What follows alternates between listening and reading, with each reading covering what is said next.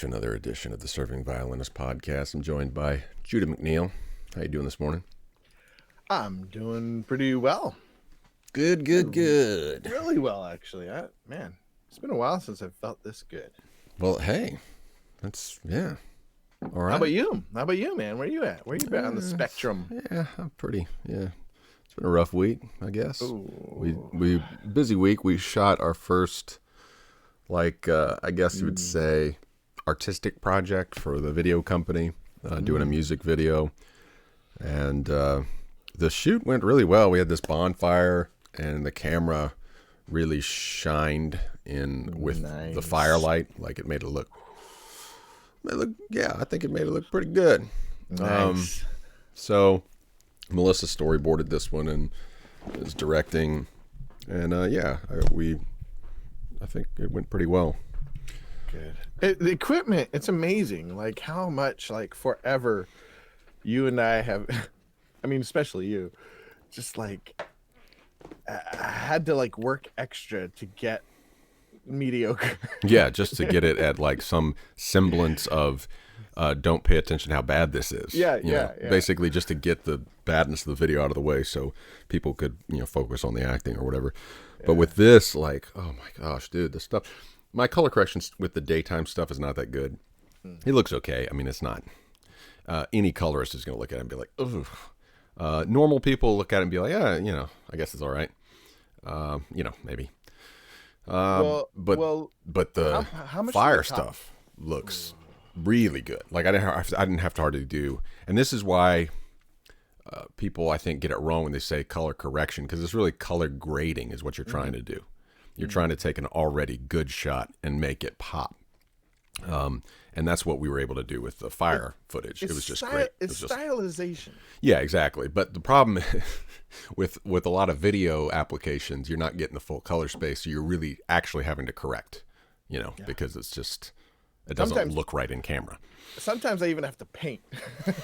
Yeah. Oh no, and that's what you realize once you get to the upper levels of color grading. They have different nodes, and so what you're basically doing is doing color correction on as many as 5 or 6 or maybe even more, where you're rotoscoping parts of it. You're basically green screening for color correction purposes. Morning, Henry. First in the chat. How you doing? Good to see you. We got to see Jessica last night. I went to Los Antojitos here. I ate too many chips, and I felt sick. Too many chips. You know what's funny is I have this false assumption. It's just this I don't know, false assumption that chips are good for me or something. It's no. I'll have the chips. I end up just feeling like trash after. So no, I'm having a beer, so I'm gonna have the chips. Beer and chips. And you just end up getting stuffed. And it's at Buffalo Wild Wings or something. They're just the worst. This is fake cheese on it. No. Oh no! I just had nachos. Yeah. I just had the chips and salsa at the beginning. They just keep bringing out more. So that's even more healthy. Oh yeah, that's it. It's good stuff. Well, we are going to be discussing today a slideshow I've put together. So this is a TED Talk in podcast form, and it's the title of the talk is Mastery of Craft and Action. This was inspired by YouTube commenter Bomb Diggy Bomb Bomb, who had some interesting thoughts he shared with us, but he swore us to secrecy, so we're not allowed to reveal anything in this communique. Yeah, because it was it's very personal, and it was I don't know. It's like his art, man. It was bespoke, it was custom. Yeah, and but it really did. I went back and read it this morning, especially the longer one, and was like, oh, okay. It's deep. Yeah, no, it's good. It's legit good. I've read a lot of self-help books and and this was just much more to the point. It's more concise, more cutting, getting to the meat of the matter. So today, this is something I've been toying around with, trying to formulate. And weirdly enough, most of this stuff has come to me while surfing. This kind of gets at that. The whole endeavor here is trying to get a unity of mind and body to try to find a way not just to be physically fit, but also autistically fit. You know, like we fixate on something so tiny in our minds. You know, whether it's ancient Greek or a video game, or a specific character in a video game, or a specific like speed run of a specific video game that no one plays anymore. Like all of us are just drawn to something. We can't even really determine why. You know, it's like there's something obsessive compulsive about modern man. And I think we tend to either repress that or, you know, sideline it. And we suffer when we do that. And we can't even articulate why. When anyone looks at our like autistic interests, the things that we just like obsess over, they're like, that's a waste of time. But those people are never really, those people that say that to you are never good at looking at themselves, how they're autistic. They just find ways that are socially acceptable to be autistic. So they pick up Alabama football or FSU or drinking games, pickup artists. Like everyone has their thing that's, you know, maybe more cool or more socially acceptable. And they become fixated on that thing. But somehow they evade the scrutiny that they're willing to apply to other people. We're all hypocrites. We all do this stuff. But what I'm trying to get at is it does no good to flee that desire for perfection in the intellectual sphere and just, you know, throw it, bonfire of the vanities, you throw that away, and so you go strictly to the physical realm. I'm just going to pump iron, I'm going to get buff, or I'm going to conquer this external demon. And I just feel like we're almost ships that pass in the night at this point. Mm-hmm. Like I'm seeing that on the dissident right with Twitter. We're just like, like literally you have all the people who grew up Christian becoming like functionally atheist, and all the people who were atheists becoming like live action role playing Christians. You know, it's like they're still living the same life, but they're going and like dressing up. And it's just like, we're all just missing, like we need to balance both of these things. Like the person of faith doesn't need to throw out the baby with the bathwater, and the person of science doesn't need to throw out the science with the faith, you know, as they reclaim faith or whatever.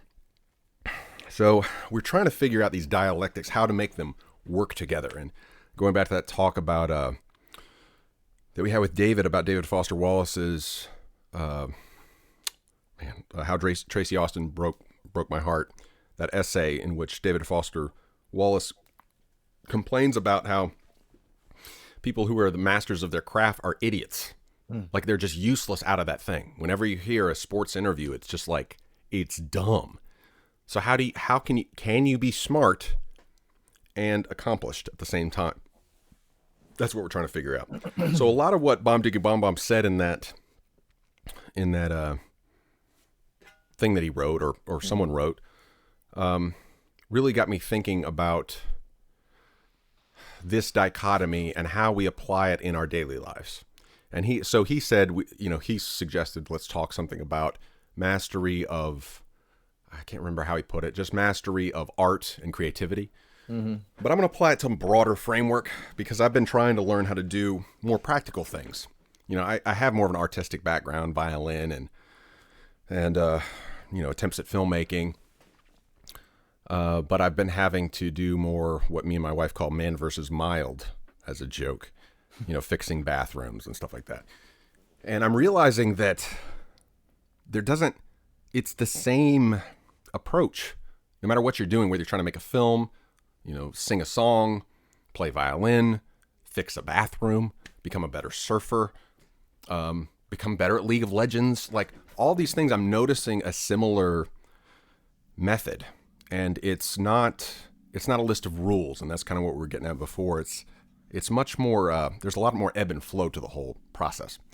So this is my attempt at coming up with some workable framework. So we're going to go through this little PowerPoint presentation here. Gyro says, Bomb Diggy Bomb Bomb will probably reveal it in one of his sermon comments in a very subtle manner. Gyro and Bomb Diggy Bomb Bomb go back and forth a little bit in our chat. It's good to have you this morning, Gyro. I missed Heidel Stress Cog too. He hasn't been around lately. He mentioned something to me about a surf contest or something. So Yeah, he was going to. it was Where was he going? I can't remember, but it had something to do with a big surf company, and he mentioned it to me, but I don't know how to get in touch with him. But I'm not ready anyway, Heidel. Let's be honest. I got a lot more of mastery of craft and action to do before I'm ready for that. So here we go. A mastery of craft and action, a hypothetical framework for application and evaluation in 2020. I guess for now I'm going to just put this over. Let's see what's the best way to do this. Let me just add something real quick. Hold on. I've got to switch roles and turn into Jamie just for a minute. You should just totally transform and like change your voice and like answer Hey yourself. guys. Be real like split personality. Yeah, about it. that's not exactly what they said in that interview. They said something else. They said something else. Jamie, what are you talking about, man? Oh, Improbable One shared this week. It was that Joe Rogan summed up in one video or whatever. He's like, yeah, it's weird. I can't remember what he's talking about. He's talking about God something like really deep existential question. And it's like the question to ask, It's like a really big deal. And, man, where are we at? Hold on.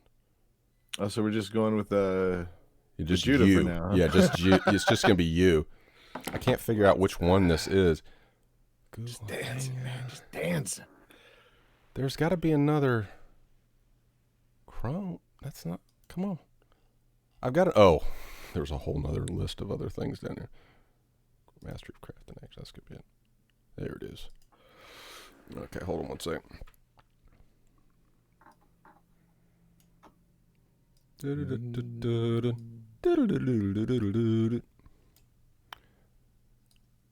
Okay. But anyways, in that clip. Hey, now the other one got changed. Oh, for crying out loud. What happened? I changed one and it changed both of them. So That's okay. freaking That's dumb. All right. I'll have to change it back now. Golly, man, stupid. All right, well, you're just going to not be here for a while. Sorry. All right, man. You got to do what you got to do. If I had a Jamie, I would just see to it that you're... Okay, so Mastery of Craft and Action, a hypothetical framework for application and evaluation in 2020. A freelance framework. We want to set parameters for a workflow that are not too rigid, with an emphasis on dynamic improvisation. The goal here is to be agile and to hone an intuition that is trustworthy. Beginners' intuitions are not trustworthy. The tendency to do things the wrong way stops many beginners in their tracks. I was a teacher for a little while, and I told the kids explicitly multiple times when they're turning in their busy work in class or whatever, put it face down towards the desk. If the kids were trying to disobey, they couldn't have done a better job. Like, it's just when we're doing something, when there's a lot of things to kind of keep in mind, a lot of moving parts in a situation, it's almost uncanny how you will pick the wrong way of doing something. It's just almost like there's an unwritten law, Murphy's Law, I guess you could say. But it's almost like a Murphy's Law in fallen action. Like you willfully choose a thing that's going to hurt you, without even realizing it. My dad used to talk about people on the cell phone. Like they pick up the cell phone in their car, like at the most like when they're backing up or something. It's like, how many things can I do at the same time? Darwin Award, right? In action. So the tendency to do things the wrong way stops many beginners in their tracks. A framework that is destined to be discarded, evolved, or repurposed will help ensure, however, that the beginner does not become a robotic purveyor of the status quo when they finally overcome initial obstacles in the learning process. So my point here being, we have a tendency, if we make it out of a doldrums or a bad time in our lives, to institute that as a rule for all of eternity. And all that does is ensure that the people won't make it to where we made it. That's actually what you're telling to do. You're saying, you're basically defending your top, your mastery of your domain. Because if people follow exactly what you did, well, they're never going to surpass you. So that's not what we're trying to do here. We're trying to come up with a framework that is open source, I guess. More of a, again, we've talked about this before when it comes to like a statement of purpose, that it is a rolling update, that it is open to changes in the texture of the technology or culture. It's open source and iterative. But you have to start somewhere. We want to help the user realize when they are being bamboozled. If your current situation, employment, training, cultural milieu, is using you as capital or currency, we want this framework to provide a way out so that you can be an independent player in the games instead of accepting your fate as a pawn. The key is to bide your time so you can get a feel for the unwritten laws that serve functions other than the stated functions of the institutions that keep jerking your chain. So many times I've willingly and wholeheartedly given myself to the stated mission of a group or, just of a group, a company, whatever. But the stated mission does not align with the daily operations. There's an unwritten rule that's more important, and it takes much longer to figure out what that is. The truth is humans as capital and humans as currency are features, not bugs of our current system. You will have to be both. Whining about this will not change a thing. The goal with this framework is to make this gauntlet as brief as possible and to help ensure that future generations have a more honest, joy-filled, and life-affirming experience with the often soul-crushing arrangement of work-life balance. As it is now, we have been afforded a denuded, bureaucratic Faustian bargain in which boredom is paramount. Our aim is to become more adept at resisting the fight-flight impulse when shit hits the fan at work or home. This may seem like an odd goal to include in a framework primarily meant for fitness or DIY task competence, but everything is interconnected at this point, and pretending that mastery of a specific compartment of life is paramount will allow other areas, it's supposed to be other areas or relationships to get overrun by unseen devils in the details. I've just witnessed this so many times. A person becomes a master of one thing, and they sacrifice everything on the altar of that one mastery. So their home life gets to be a mess. I've seen it with me. I get to be good at one thing, but I leave all this devastation in my wake in the process of pursuing that one thing. And then home becomes a mess. Like there's a YouTube commenter. He only comments on my League of Legends videos. He's like, your wife and your kids have left you, haven't they? Where are your wife and your kids? You're a loser. You're a failure. I was like, you've lost it, man. I was like, and as far as he can tell, it's true, like, I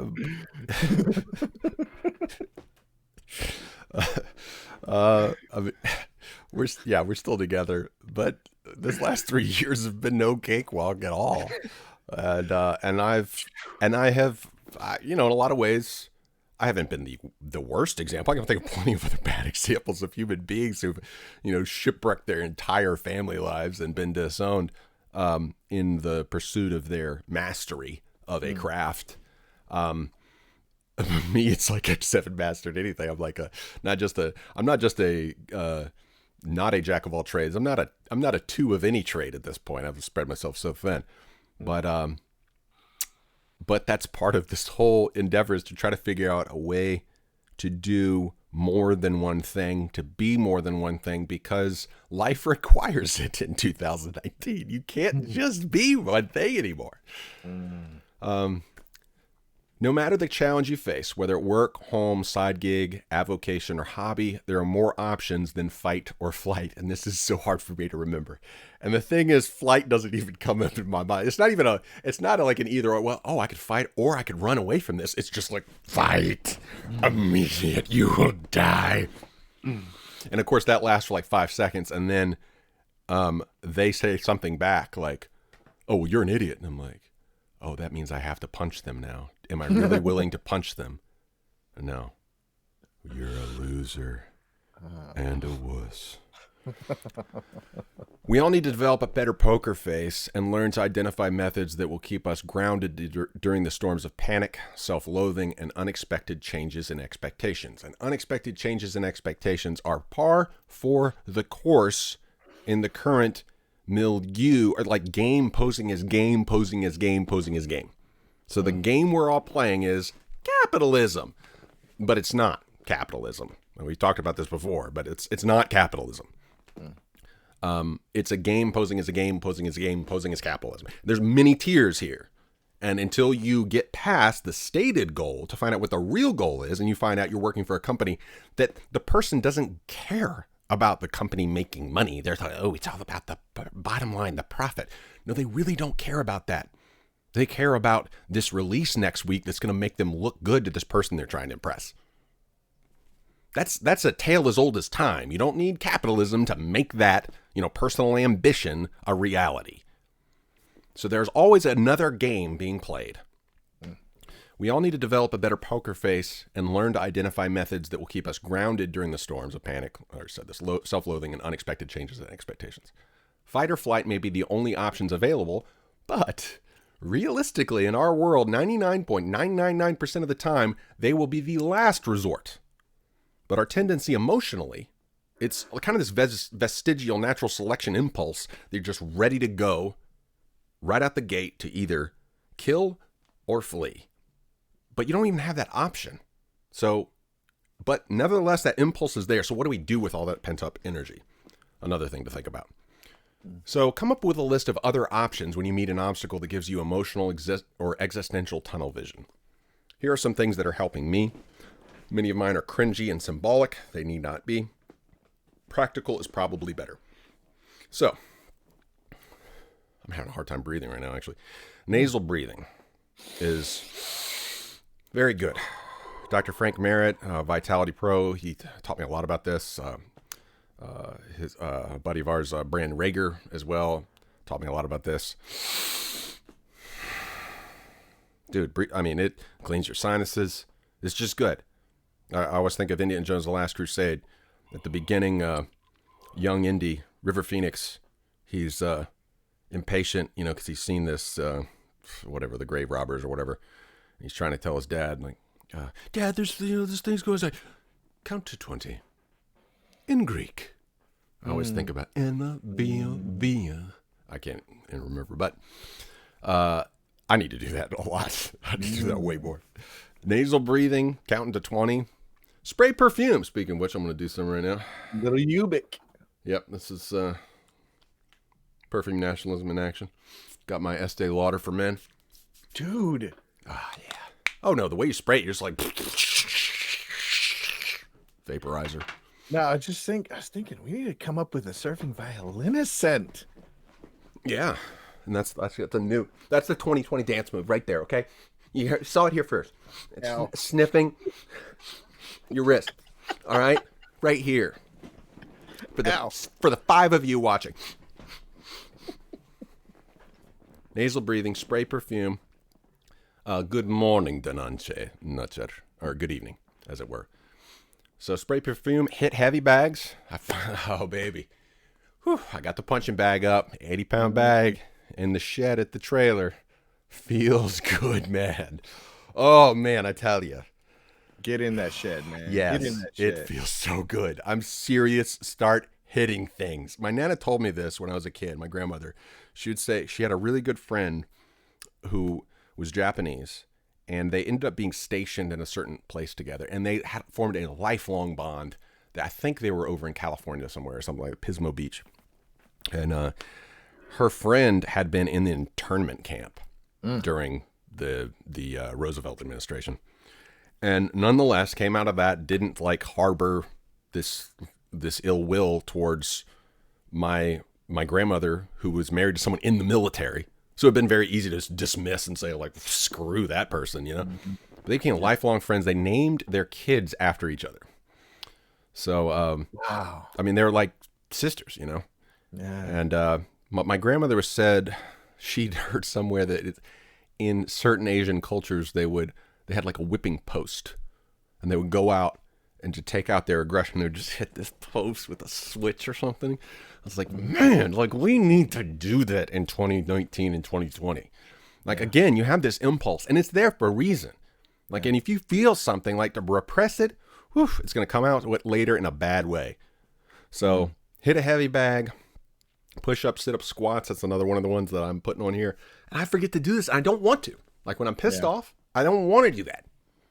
I want to get, and when I'm in the middle of like hitting my head against a wall, whether it's in color correction or video editing or folder, folder management on my computer, I'm the worst at that.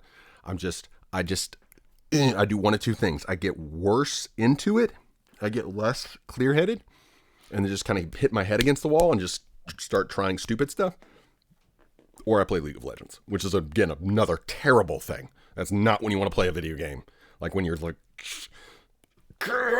you're just going to take all that and just pour it on some poor 12-year-old who is just, copy pasting every like swear word that he's heard and, meme that he's heard. And you're just, I'm going to destroy you, 12-year-old.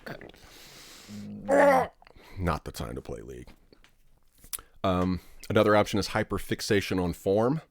And this is where you like, I've noticed, like even playing League, there are times like, okay, so I get double teamed. So it's a 2v1 situation. They've got me beat if I make one wrong move. Like you're getting ganked or what? Yeah, get ganked. And all of a sudden, there's another term here, clear the mechanism. So that's from a Kevin Costner movie of all things, For the Love of the Game. Clear the mechanism? Clear the mechanism. So he would say that in that movie, For Love of the Game. He was a pitcher. And whenever he gets up to pitch, he says to himself, clear the mechanism. And then like the crowd noise just disappears. Gets in this meditative space and he's focused on the one thing. I love that. And sometimes I've, especially pretty much only when I'm playing Renekton, can I do that? Like you have to have some measure of mastery of a certain thing. And then I can just clear the mechanism and I get hyper fixated on not winning the fight, but staying alive long enough so I can win the fight. And then it buys me an opportunity. So I just start hitting minions. I get into my minion wave. I retreat into a bush. I come back out. I hit a couple more minions to keep my lifesteal going. And then I am able to turn the fight because I'm hyper fixated on form. So it gives you a distraction. And when you do that, like, oh man, this week, dude, Bonsai Pipeline of the North Shore. This is the pinnacle of the sport. This is the proving ground for the Super Bowl of surfing. And they're at Pipeline this week on North Shore of Oahu in Hawaii. And Kelly Slater, 10-time world champion, or 11-time world champion now, 47 years old. And he's so Pipeline is a wave that is known for its tubes, its barrels, where you ride inside of the wave, right? Like where it breaks over you. So it typically breaks to the left. So from the beach, it looks like, if you're looking at it, it looks like the surfers are actually traveling right if you're looking from the beach. So that's the way the main wave breaks. But every now and then a wave will come through that'll go the other way. And so you have to really be familiar with the way that this wave comes in. Because most of those waves that go the other way, they have a tendency to all break at once. So if you get inside the wave, it's just going to close on you. Not a fun experience. So Kelly was what they call under priority. There's another guy who's going to take the wave the way it's supposed to go.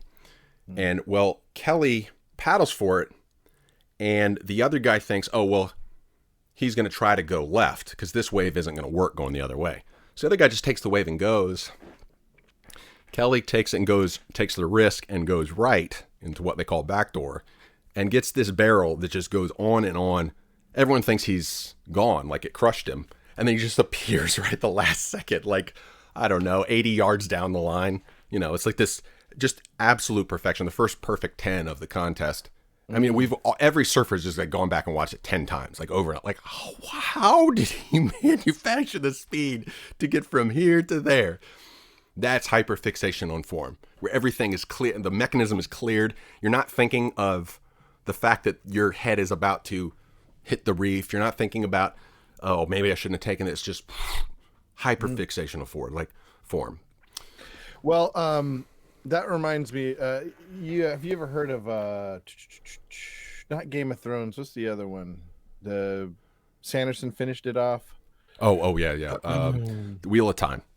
Wheel of Time. So the main character Rand, yeah, like one of his superpowers early on, not superpowers, but like one of the things that really identifies him and like helps him develop like his magic, whatever, is his father, his like, Muggle father taught him to basically he doesn't say clear the mechanism, but he says focus on the flame, the one flame. And I think it'd be cool to like add that, like clear the mechanism and focus on the flame, because like there's so many times I'll clear the mechanism and I'm just like, huh? What now? Yes, that's true. Yeah, but I gotta kind of focus on like what is driving me right now, like yes. like, what is good right now? Focus on the flame. Yeah, that's good. Another way to think of it. So I really, in addition to push-ups, sit-ups, squats, I should put lunges, which, and to me, are like one of the worst forms of torture ever imagined. Yeah. I hate those things, man. So Brandon Rager, he had me doing lunges, and we were working on this breathing thing. And so I don't know. I've never done lunges before. So he's like, okay, we're going to do, from here, the middle of this cul-de-sac to the stop sign and back. And we get like halfway back. It's like this 35th lunge. Just the 35th. He wants to do 500. We're at number 35. And he's like, okay, I won't make you do 500. We're going to do, I can't remember how many he made me do, but it wasn't like up to what he would normally do in a day. And I think we're at 35. And I'm like, I'm dying here, dude. Yeah. My legs are killing me. He's like, what I do when I feel the pain, like, you feel the burn of that lactic acid just killing, it doesn't hurt you. Like there's nothing bad is going to happen.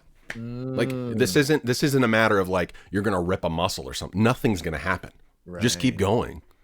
Like nothing's going to happen. He's like, when I get into that pain mode, I try to imagine that I have a little mech pilot in my head. And I imagine that I'm the mech pilot guy and just go, move left leg, right leg, left leg. But Captain, I can't handle it anymore. I move left leg, right leg. You just become the man in the helm. And then you're like in this bubble where you don't feel the pain. And my buddy Blake, he said when he was in the military, he's short, but he's got these fast legs. I mean, he just can run super fast. Really good on the basketball court. And he said the reason he would like do well in the physical training stuff, he just would shut it off. Yeah. He just mind over matter. Like everyone else felt pain in their legs and he just goes, just doesn't think about it. I'm like, well, how do you not think about it? But it's like when I'm surfing, for me, the only time it works for me is when I'm mad. So I screw up on a wave, I blow the wave. And then I turn around, like hit my board, and I look at the next wave, and I'm like, come on, and I just let the waves like break right into my head. Now you can get away with doing that here because they're not that big. You don't want to do that at a really big place, but here, like most people just wouldn't do that. Like you don't want to take, but you just kind of and it wakes you up. You just like sometimes you just need that slap in the face. Yeah. So. Yeah. Those are some kind of semi-practical things. A couple other ones that I think of. Day of the Baphomets is one of my favorite songs by the Mars Volta. I've got this whole music video. And what I'll do is I go walk a circuit around our now defunct closed mall. And I think about like, just basically every time I do this walk. Part of it's just to clear my head really, but also to think about like another element to add to this action scene. And if I think about that song, it kind of, because the whole thing, if you think about any action scene in any movie, it's all about obstacle. It's all about resistance. Yeah. So when we encounter resistance in life, rather than just like, oh, why me, God? Just like you're in an action movie, man. Like this is it. This is the moment of decision. Then Lara, that is my Chrono Trigger moment. I've talked about a bajillion times. Another time where a character in a fictional work has to, and you being them, has to exercise this detachment from the situation because it's so emotional because your mom is about to be maimed and lame for life. So you're emotionally invested, but you have to become enough detached I think that's a real Buddhist mindset, talking about detachment, but detachment with purpose. There's a reason. It's not just detachment to attain enlightenment out of a selfish need, but detachment to attain the enlightenment for a service need. And if you really look at what they're saying, that's really what the purpose is. It's not just this I'm just going to escape all this so I don't have to deal with it anymore. It's detachment with a purpose. Kids Soul Wax remix, Management's song Kids Soul Wax remix. I got a whole dance scene set to that in my head. There's 2 surf videos, Albie Layer and John Florence. Man, those 2 guys are so good, and they kind of knock me out of my fog when I think about those. And then today I hadn't thought about this one in a long time.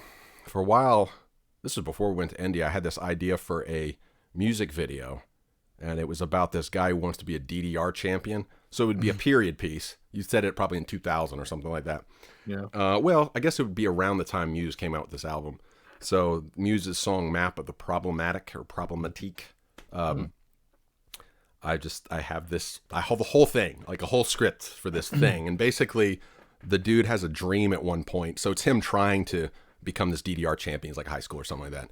And his dad's like, you got Fs, and so you can't play the stupid game. Why are you playing a stupid game? Again, this autistic fixation on something that seems useless. And then the kid ends up, the thing I got today from that was, when I was doing my writing this morning, is the kid, he can't have a DDR mat. He can't have they won't let him go to the arcade anymore. So he builds this to scale little platform and just does it without any electric impulse. He just listens to the song and makes his own steps to different songs. And then at one point, the thing that's always stuck with me is he has a dream sequence in which all of life is dropping these arrows on him. So, because you have the arrows that come down the screen, and I think it's just such a great visual metaphor for what it feels like to be a human being. It's just dodging this obstacle, and there are all these things, and so he's having to dance in the dream to avoid his dad, and his dad's throwing down these lightning bolts and stuff, and he's having to dance. Wow. But again, when we go to video games, when we watch sports, when we watch any movie or see an anime, whatever, it's all about obstacle.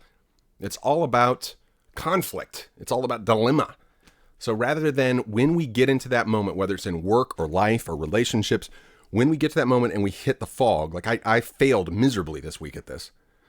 Rather than thinking this is the end of the world, just realize this is an opportunity for what we talk about, the art of maneuver. What is the maneuver? How do we get out of this? How do I be Ender in Ender's game today? Because we are in a game. And how do you figure out the rule that needs to be applied? I think, though, that for me and you, Ford, we need something. We need a go-to. We can't just expect ourselves why didn't I do that? We need a easy thing to memorize or remember, step 1. Step 1, engage. Well, that's what I mean. And that's what I want this framework to be, something easy to remember. When we get into it, it's F's, it's just, it's alliteration. But it needs to be easier to recall than all this. But this is kind of trying to develop it in 2020 so that we get into the heat of the moment. You can think, breathe. Just breathe. For me, that was what 2017 through 2019 were. Just breathe. And I'm still not doing it. I mean, here I am 3 years after everything crushed. And I'm still just that. If I could just do the nasal breathing, that would be a great start. Just the nasal breathing. Just do that much. Maybe you should try something else, man. Well, no, I think that's because I forget to do it. If I can't remember to breathe, then the next step would be to drink water. I should probably drink water on here. But maybe you just maybe you need to bring it a step back even further. Maybe you just need a code word or something to remember. It's like the Manchurian Candidate. Yeah. Yeah. I am your minion. like every time you get mad. Dude, for some reason that just brought up there was an episode of MacGyver, and they basically just ripped off the whole plot of Manchurian Candidate. And so when I saw Manchurian Candidate, I was like, oh, this is like that MacGyver episode. And in this MacGyver episode, somebody had been programmed that whenever they heard the phrase, "From the bottom of my heart, I salute you," they would become like a zombie and had to take whatever input you told them.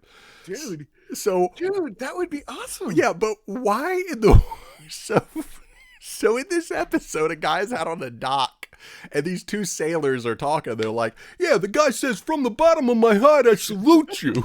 Like, when would you ever say that in contemporary speech? Ever? But here's the thing. So the guy does he's like, "Yeah, here, put this bucket over there." So then the guy picks up the bucket and puts it on his head or something. It was like, I still remember. But here for you, dude, like I think I can look back at all these situations you've talked about, and like all these people that piss you off, and like if you just said that to them from the bottom of my heart, I salute you. Like you just start off your sentence like, first of all, from the bottom of my heart, I salute you. What if that becomes like our meme contribution to diffusing tension? And they're just like, "What?" I'm gonna start using it like From first, like my boss is like, "I need you to do this right now." And I'll be like, "Well, first of all, like from the bottom of my heart, I salute you." But I don't know if I can do this. Why in the world did I remember that? It was memed by God. Stupid. Holy Spirit, man, brought it up for us, man. We gotta use it. You don't need a pill. You need like a mental. And really, literally, that's like the whole message in that part of the Bible where it says, "Be transformed by the renewing of your mind." Ironically, John, the reference I was mentioning there, the surfer. So he had this music video, and it was so curious when I stumbled on it. Surf video. I haven't seen up until Albie Layer released his a few years ago, called "In Between Giants" or something. I hadn't watched a surf video or paid any attention to surfing at all. And in that particular video, Albie was trying to do. There's debate about what it's called, a 720 or a 540. I lean more to the upper beyond 540 spin, but he was trying to do that and trying to recover from a really bad injury at Jaws, which coincidentally just yesterday he got really badly injured at Jaws in a contest. But this video is basically about his struggles that year, and it had Death from Above 1979's song Perfect New World or something world, the physical world, and it's just dynamite to me. I watched that and I'm like, let's go. Like, I don't even need to go surfing. Like, let's go. John did a video, and it was a remix of a TD Jakes sermon, and it's just like, normally I would listen to this and not be inspired, but some mix of the like the EDM remix and John surfing, I was like, TD Jakes is the man. Like, and the whole thing is about starting out a new year with a new mind. And so I was listening to it this morning on the way to writing. I was like, this is so simple. You know, it's basically, I mean, we've heard this stuff so many times, you know, it's like, how to win friends and influence people, like all these self-help things, you know, it's just basically life is what you make it, all that stuff. But listening to it and watching that music, or the surf video again this morning, it's just like, you're seeing the dude do a backflip on a surfboard, and you're like, okay, well, maybe I just need to clear the mechanism, and from the bottom of my heart, I salute you. You know, maybe that's it. Yeah. I just need to flip the switch. Because yeah, you're right. Like the nasal breathing thing, it's like you don't have time in the heat of the moment sometimes to do the whole framework. You really just need a help. Like a white flag. Seeing these guys at Jaws on Maui. So Jaws is one of the premier big wave surf breaks on Earth. It doesn't break that often. It's a super scary wave, And so these guys are out there, competing to be the best big wave surfer of the year at that particular spot. And whenever they wipe out they're on the inside, I can't even fathom what that feels like, because you're in basically a half mile of white water. And if you've ever been in white water, it doesn't act like normal water. It's just like this cloud, and you can't swim. I mean, you're just like flat, because it's just turbulent water. And so these guys, they're please. So they have a jet ski tour group. They come in and try to salvage them, basically, but you just see the guys going, "Help, please!" Getting their hand up. Yeah, that's what, like, we need our little quick thing to grab. But we need to kind of gamify it too. It's like much more. It's almost like the meow challenge. There's no way you would come back to the pod and be like, "Judah, I breathed." But like, right. If you came back with a story that like someone pissed you off and like and you just like you tried it. Yeah, like someone in traffic, and I lowered my window down. I say, "Excuse me." From the bottom of my heart, I salute you. Now that's a challenge. What would they do? Breathing, and then be like, "Do you mind if I spray with some lauder for men today?" Now we're talking, baby. Oh man, yeah, that's good stuff. All right, the next part of this, this is gonna be a two-parter. This little PowerPoint presentation, because we're already 45 minutes into this. So this right here, goals of this freelance framework. This is a little excerpt from my dedication at the beginning of this memoir in progress I'm writing. To all you hanging on the edge, feeling that call of the void compelling you to the top story of a mall catwalk, the Golden Gate Bridge, or a tree forest in Japan. Please, please hold on, I beg you. It may not seem like the world needs you now, and the walls of Lake Capital's trash compactor are closing in. So you might as well take a leap into the pit. Please wait for the Deus Ex Machina. Please hold on. Do what you can. Find some solace in a mind palace of your own making. And if you can do this long enough, with enough momentum, the hand pulling you from that plunge into the pit will be your own. So Matthew McConaughey won the Oscar. I can't remember, was it for Dallas Buyers Club, or I can't remember what it was for. But he won the Oscar, and this was from his acceptance speech. He said, someone asked him who his hero was, and he said, let me think about it for a few weeks. And he came back, he's like, I figured it out. My hero is me in 10 years. And it's almost like, I don't know, this is almost like willing a moment in the movie into existence, or I don't know which came first, the chicken or the egg in this scenario. Did the Nolans hear that and be like, that's a good idea for a movie? Or did, he, like, it's weird, because that's literally the whole message of Interstellar. Yeah. Like, Anne Hathaway sees a hand and thinks it's like an alien force. It's him. And so, I've got these two pictures here together. It's Matthew McConaughey from the future reaching out to the Matthew McConaughey of the past saying, I got you, man. And that is the best person you can follow, is your best ideal, because you don't want to follow what's come before. You're just gonna reinstitute the sins of the past. Well, yeah, you don't want to follow the things. That's the thing I try to instill in myself and my clients is that, these guys who literally are struggling with being on the autistic spectrum, some of them, is not to look at, like, because I weightlift with one of my guys, and he is like obsessed with looking around and like, what are other people thinking? And like, I try to tell him, like, don't be in competition with these other guys. Like, don't be in competition with yourself. Yeah. Look back and say, like, how far have I come? Too often he and I do this. Like, I'll say, like, man, look at me, I'm much better than this person or that person. But like, who cares? Like, right. Are you better than you a year ago? Right. And and there comes a time for constructive competition. And that's what we're talking about with the solo queue milieu, or the lineup of surfing. Like, you have to compete, and that does but you need it to be iron sharpening iron. You don't want it to just be like this scorched earth tactic, like, I'm going to be the best out here and everyone else is garbage. But sometimes you kind of have to talk like that too, in the middle of but you need to remember that it's just part of the game. And I think that's hard for us people who take everything very seriously, especially on the fields of justice. So here are the framework steps. Fun, function, format or form, flow, which also could be known as economy of movement, finesse, force, ferocity, or fragrance. Okay, so let me kind of go through this.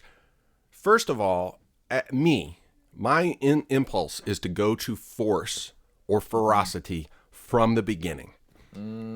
Watching me surf it's painful because I am like a puppet that's had all his lines cut except one, and he's trying to hit a grand slam home run.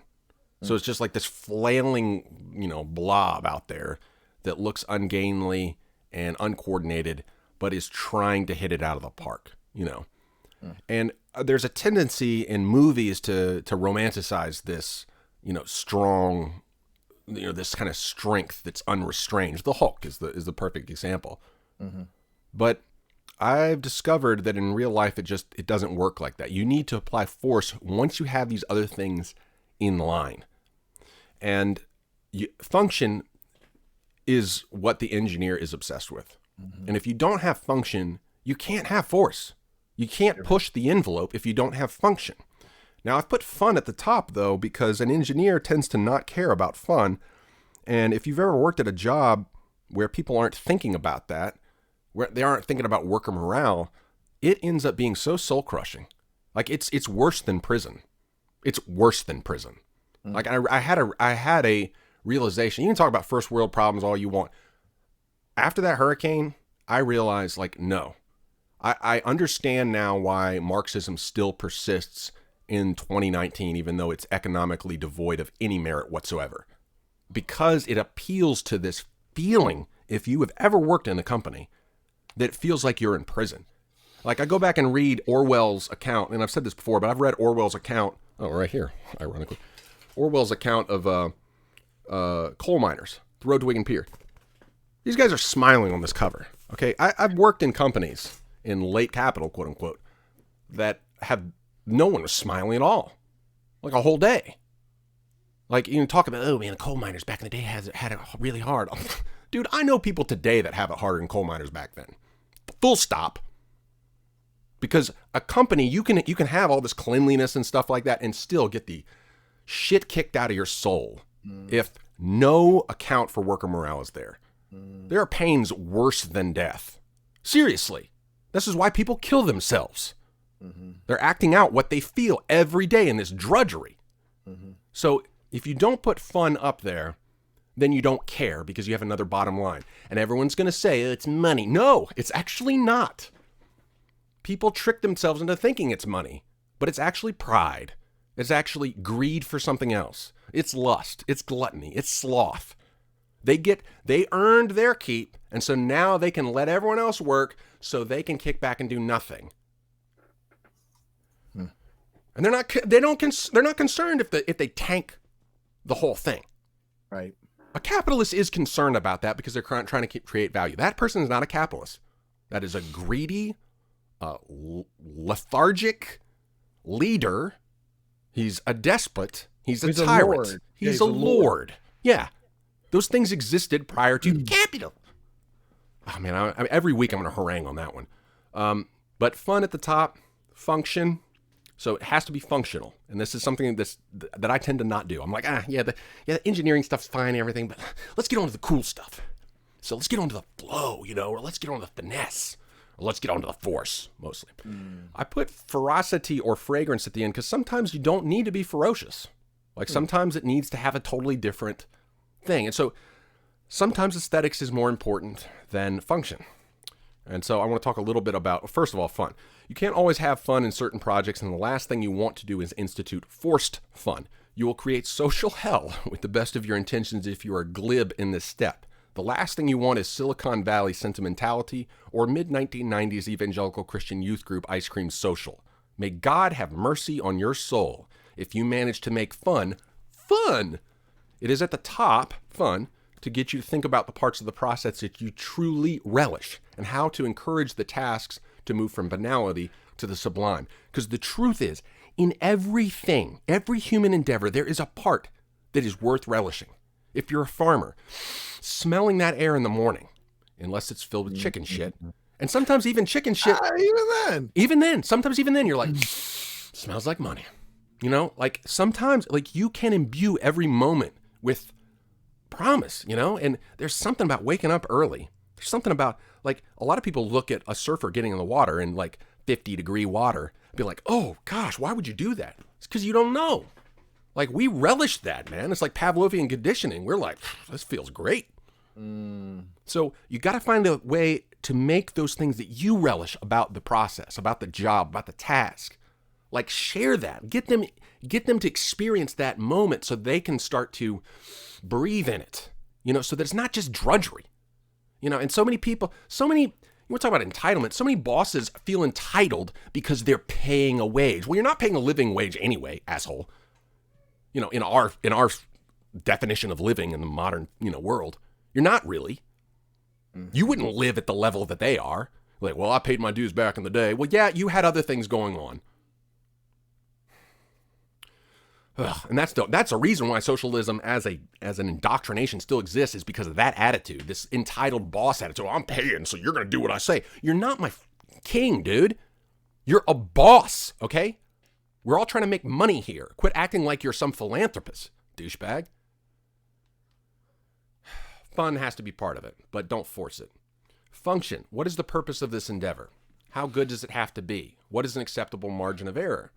You really need to ask yourself what this is actually worth, not just monetarily, but in terms of time, opportunity cost, relational cost. Nothing is cheap. Least of all, perfect function. Be realistic. Optimize by all means, but count the cost. This is not a sweepstakes. Perfect function does not exist. And I find myself doing this. There are times where I get stuck on this. I'm like, man, I just can't get this one shot right. And then I shelve the whole project. It's not worth it. Don't shelve the whole thing. No. Like just a delivery of a half-realized idea is better than just sitting on 1,000 unfinished things. So perfection of function can be a killer, and nothing will be perfect. I mean, I go back and watch old movies. I went back and watched Kubrick, the end of Paths of Glory, and Kirk Douglas's performance for me doesn't hold up. It held up within that milieu. He's a great actor within the confines of that acting style. So you have to, if you can do that mental switch, beautiful, perfect. But it's not, if I did it, I would do it different. But does that mean that work of art is therefore besmirched? Hell no. That movie is all time. Okay. A couple things here. Function or aesthetics. So here's a little bit of talking about the difference between engineers and artists. It is easy to mistake utility for success. So here's a tweet from Steve Mozon. Metrics are crude tools that can easily deceive. Both sidewalks are about the same width and have a narrower grass swale between them and the street. Using this data, one might think they're the same, but one has #walk appeal. WO? Unwalkable, while the other is close to W5 urban center. So he's saying, you know, and we've all seen that shot in America. We've all seen that picture on the left. That's basically every... I think it's W0. W0. Every urban, suburban coming off of an interstate leading to, the neighborhoods where there are shopping centers, shopping. I have that. That could be anywhere in the United States of America right now on the left. And then on the right, you have this, man, it just makes you want to breathe. The one on the left does not make you want to breathe at all. The one on the right makes you just like, it's just exhale, right? So that's a point for sometimes it is favorable to think through function and aesthetics and that dialectic, and sometimes you want to side on aesthetics. However, on the other hand, it is easy to mistake utilitarian function for dystopia. This was one that made the rounds the last couple of years. This exit off of an interstate, and a lot of people shared it like, oh, look at your McWorld dystopia, Brave New World. And and it's funny because anybody who's actually taken a road trip sees this and is like, thank God. It's like an oasis. You're like, I get to stop, get gas, get out of the car after 7 hours of just staring at an interstate highway, which I'm thankful for because I was able to make this trip. I'm like, I've driven on Indian roads. A 300-kilometer trip takes a whole day. In America, you can do an 1,000-mile trip in the same amount of time, thanks to interstates and thanks to these little, godforsaken ugliness. Oh, capitalism. Oh. It's like sometimes function is useful. Sometimes utility is useful. You don't want it to be everywhere, but you need to keep it in its proper place. And pretending like it doesn't exist is stupid. Sometimes the function is aesthetics. The aesthetic is its own function. This is important for practical, utilitarian people to remember. Important for the engineer. It is also important for artistic people to remember that without engineers, you wouldn't be able to use a computer, automobile, or pencil for that matter. Life would be better if we didn't have those things. You're an idiot hypocrite if you say this. Log off and become a sadhu, monk, or nun, or shut up.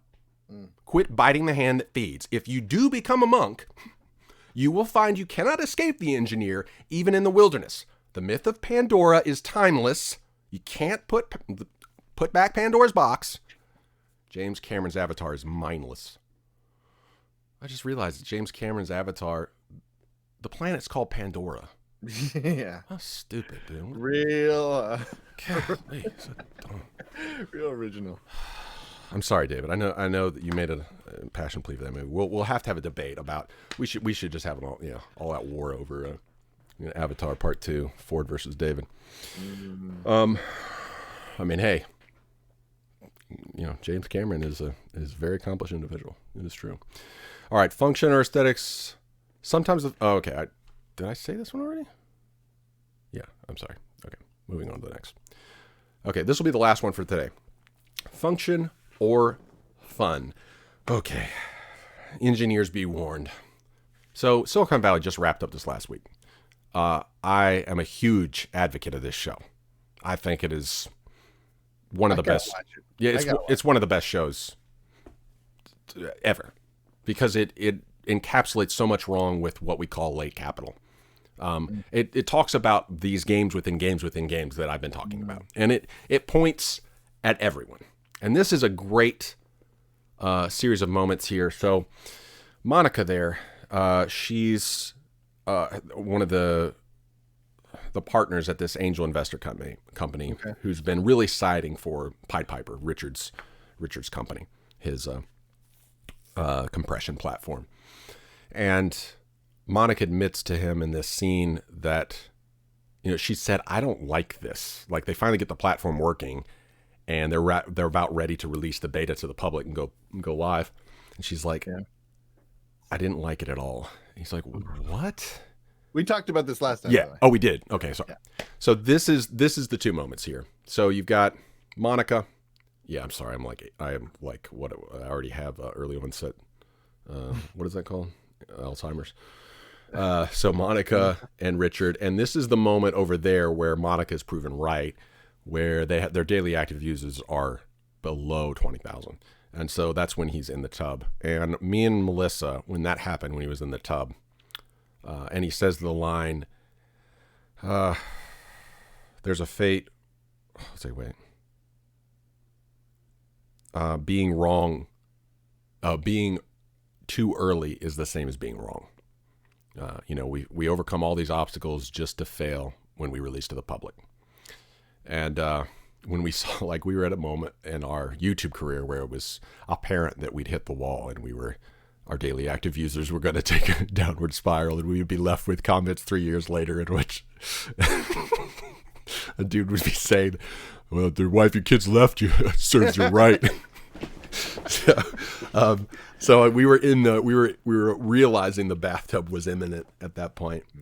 And there's something about, even if you have the right function, if you don't have the fun, then you're going to end up in the bathtub. Like, it's just, you don't want to make it miserable on your employees, and you don't want to make it miserable on your viewers. You don't want to make it miserable on your audience, which is something that I've done for the last 3 or 4 or 5 years. So 2020, new energy, get back to 2020, new energy. We're not making it miserable for our viewers. We're going to stop punishing our viewers. From the bottom of my heart, I salute you. Yeah. That'll be. I'll do it. The first one I'll do it to. Next time, Cool Baines, I think is his name. Next time he comments, that's what I'll be my comment and response. So far, I haven't like got mad at him. Like every time he's like, "Oh, Ford, you finally lost it," and I was like, "Dude, I never had it." Oh man, it's freeing, right? From the bottom of my heart, I salute you. All right. So that's about all we got for this week. So special thanks to Bomb Diggy Bomb Bomb for kind of getting us thinking in this mode.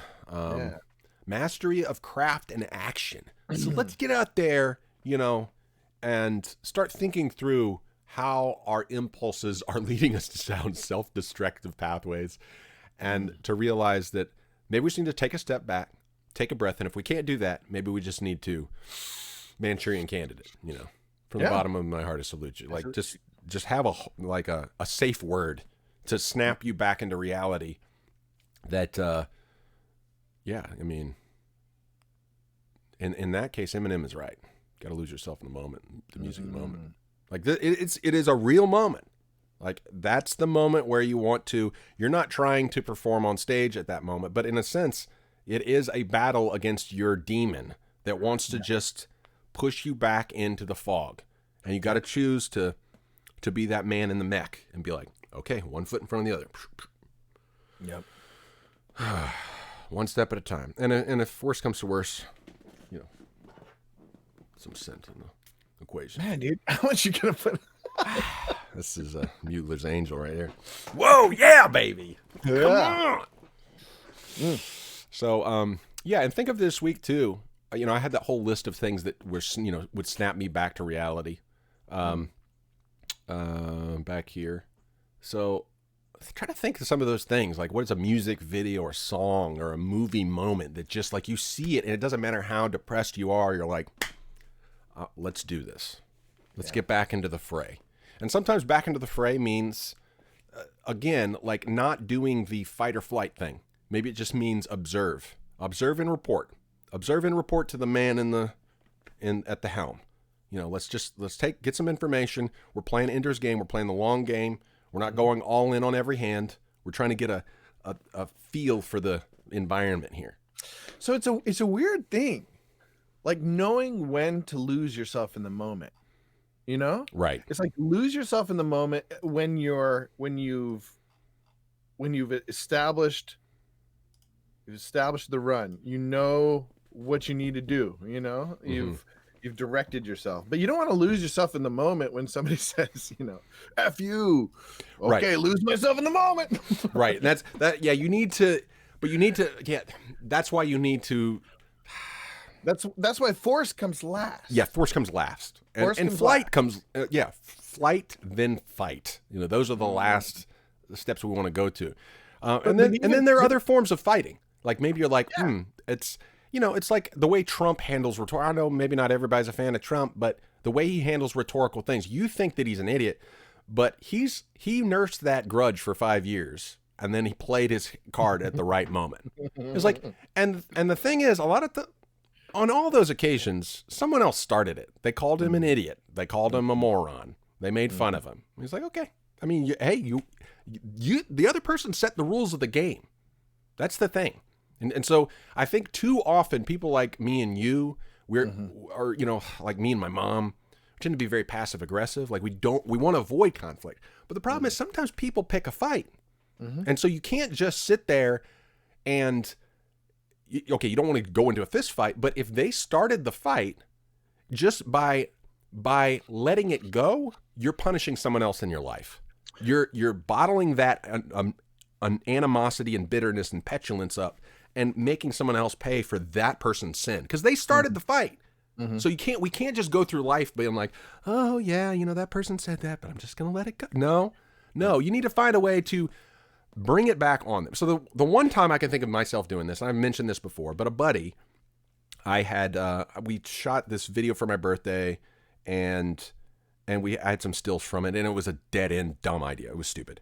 But he made a comment like, oh, well, I wish I had time to do that, or something like that. Just, it was like an undercutting. It didn't need to be said. It was like, it's just an offhand. Yeah, it was just an offhand, like, if you don't have anything nice to say, don't say it at all. It was gratuitous. It was gratuitous and it was just self-indulgent. It was like, it wasn't your party, dude. Like, just, like, come on.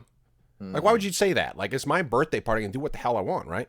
So but I didn't say anything. And then a few months later, not even a month later, he was on Halo 3 and he got like I don't know, pentakill or whatever the version, Halo 3 version of that was. And it was like a no scope or something. And I was like, wow, someone has a lot of time on their hands. I said the exact same thing that he said to me, and he got it.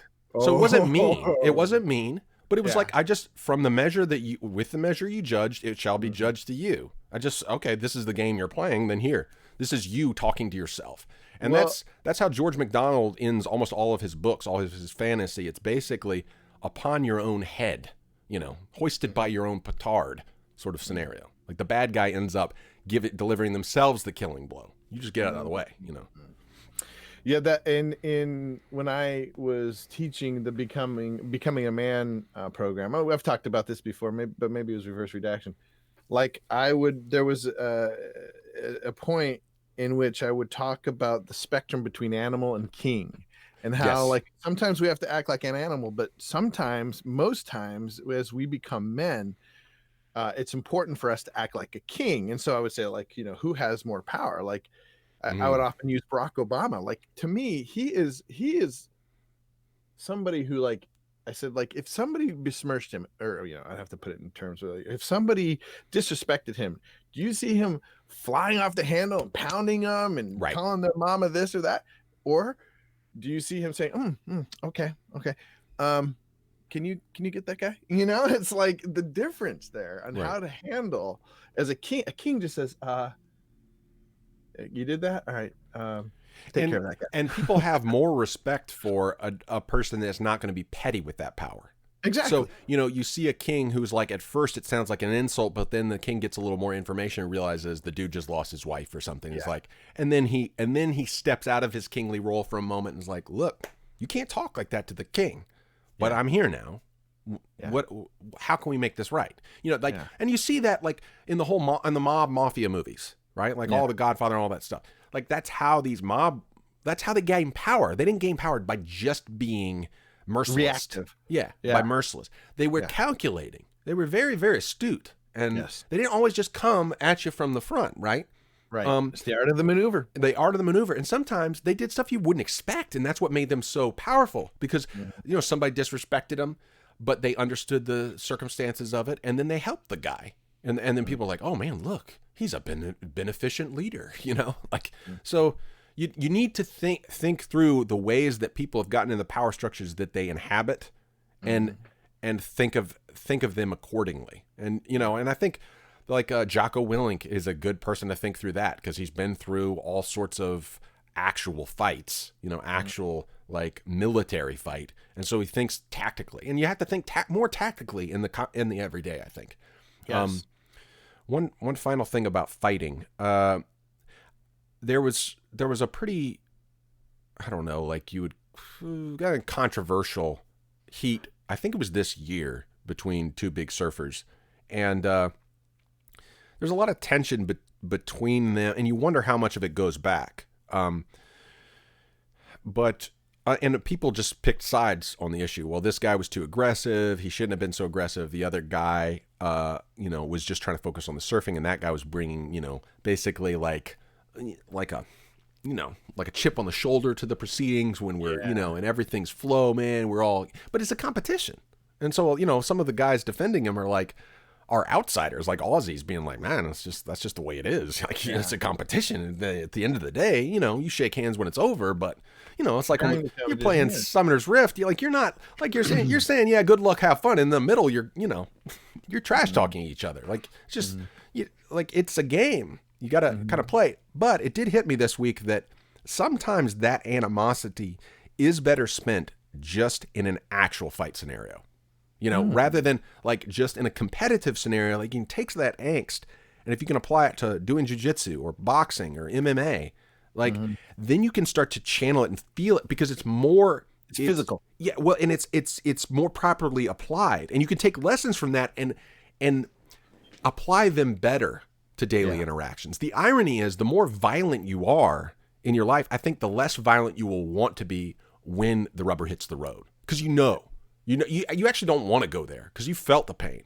You don't want to have to deliver it unless it's absolutely necessary. That's true. And so I think we need to be more violent in 2020, but we just need to apply it in the right place. Like, you know, I was punching the boxing bag this week and starting to rub the skin off my knuckles. Dude, it feels good, man. It just it feels good. Like I cut myself so many times on accident, like, and it does make you wonder, like, if some of the self-harm that people do, maybe it's needed. It just needs to happen in the real life where you're not doing it on purpose, where you're not just like, you know, you're not just doing it to pay, but it's like humans need resistance, man. We've got that vestigial urge just to. We need pain. We need pain, man. We need it, but you need to find a way to do it that it's put in its proper place so that you're not fetishizing it. Right. You know, like, and the irony is, the more you do it in its proper place, the less you fetishize it, and the less you want to make other people feel it. That's the other thing, man. Like, as soon as you get a good clock in the chin or on the nose, you're like, I don't like that guy at all, but I really don't want him to feel that. Ironically, like, you really don't. It's weird, man. That's an interesting point. That's good. So, all right. Well, I hope this has been helpful. Thanks to everyone in the chat. Hi, Henry. I think I might play one game of League. So stick around if you want. I'm not even going to stop streaming. So, well, thanks, Judah. Appreciate it. If y'all want to watch, are y'all doing Roto Hackers today? We are doing Roto Hackers at 10:30. It'll be me. It'll just be me and Jared. AJ Herschel is on assignment. Okay. Well, sounds good. Well, thanks, Judah. Appreciate it. Thank you, dude. This has been really good.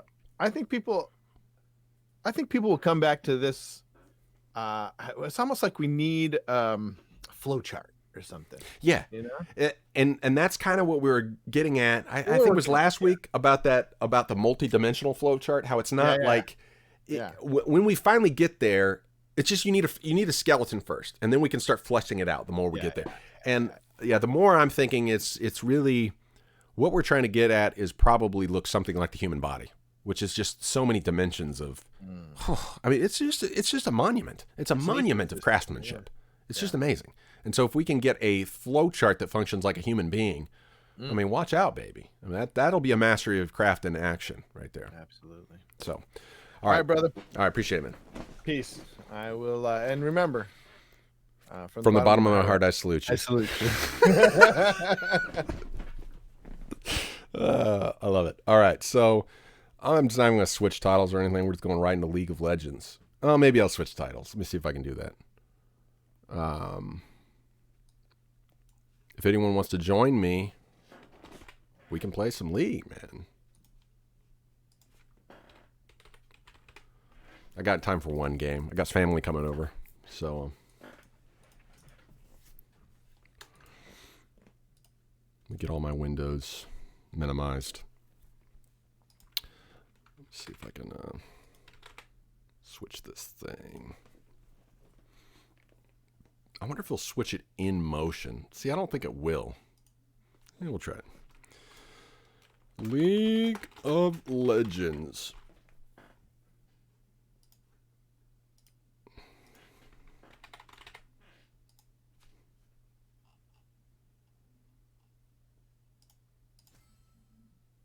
Okay, looks like it did.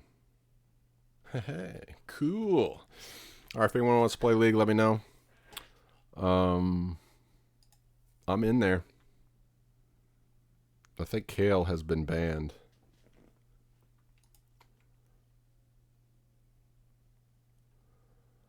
I don't know if he's allowed to play. All right. Give you 5 seconds, Ben, if you're still in. Sebastian, if you're still in.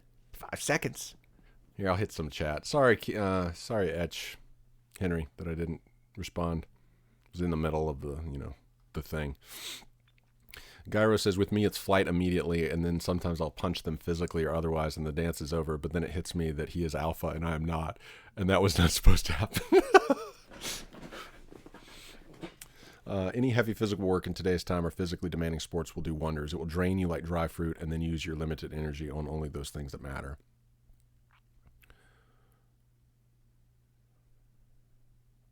Oh, interesting. Now that's an interesting word picture there. Any heavy physical work in today's time or physically demanding sports will do wonders. It will drain you like dry fruit, and then you use your limited energy on only those things that matter. That is fantastic. Yeah, you're right. Like doing this work on the see, it's actually been helpful having the boxing bag up. I hit some sort of wall, kind of literally, in the trying to fix the tub shower situation. And then I get mad, so I go punch the punching bag. Feel better. And then forgive me, ladies, but like people talk about post-nut clarity, whatever. Like post like physical exertion clarity, especially if there's some amount of pain involved, I think is way better. Post-surf clarity is better for me. Post-nut clarity is more like post-nut fog. So I think, yeah, and it's like you said, you've spent that energy, and so then you can just, you don't have time for the BS. Like you just don't want to. So it helps you prioritize things. Like you think about your kids more too. I think that's really good. Like dry fruit, dude. That is like, man, that's frameable. I'm snipping that one. That's good. If we ever put that on a shirt, that'll be you. We'll Venmo you. Dude, that one's good. All right. Hello? I'm probably going to have to do some... thank you. God. I have to do some push-ups. Getting annoyed. Henry said, I like that Ford. I need to control the weak-mindedness. Yeah. Yeah, we all do, dude. Hi, Ford. Hi, Ford. Hi, Ford. Gyro says, the Manchurian Candidate sparks a thought in my mind that what if we could be our own minions? What if we self-hypnotize ourselves, a mantra or code that could switch on the relentless beast within us? But that's exactly it, man. That's it. So for me and Judah, apparently, find your own, but ours is going to be from the bottom of my heart, I salute you. I'm going to have to go find this MacGyver episode. I don't know if you ever see that show, but it was an influential show in my life, apparently. I still remember that. From the bottom of my heart, I salute you is going to be the code word to switch on the relentless beast and or switch off the relentless beast, depending on the need of the moment. That's good. All right, doesn't look like anybody's joining me, so I'm diving in.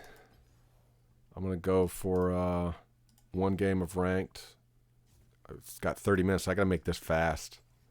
I got to win. Got my new SKT T1K Renekton skin. I have succumbed to the marketing ploys of Riot Games. They beat me. They psyoped me fully. I'm a SKT fanboy and a Renekton fanboy, so they got me. It was 70% off, in fairness. So it wasn't that expensive. Too much. Ah.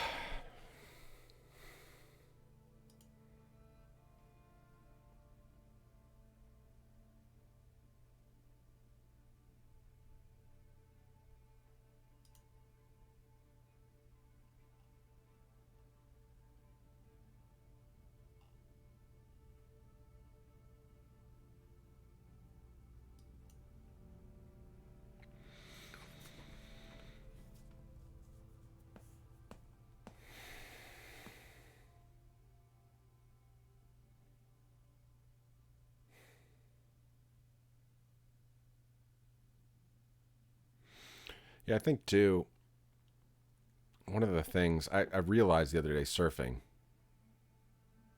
we had one day. We had one day of surf this week. Kind of forgot it was this week, Monday. We had a little bit of waves. And surfing is a waiting sport. I don't know if I mentioned this in last week's podcast, but you just wait so much. And I got to think about it. So many dude sports are really waiting games. Fishing, surfing, poker, baseball, cricket in a way is like it's kind of a waiting game. I mean, I guess there's more action in cricket than there is in baseball. A lot of sports are waiting games, though, really. It's like waiting for that moment to break out.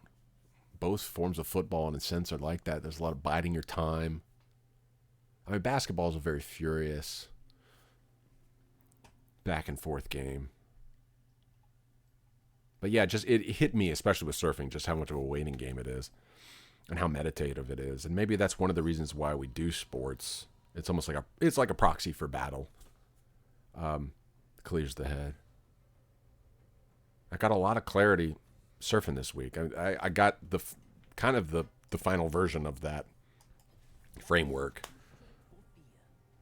while surfing.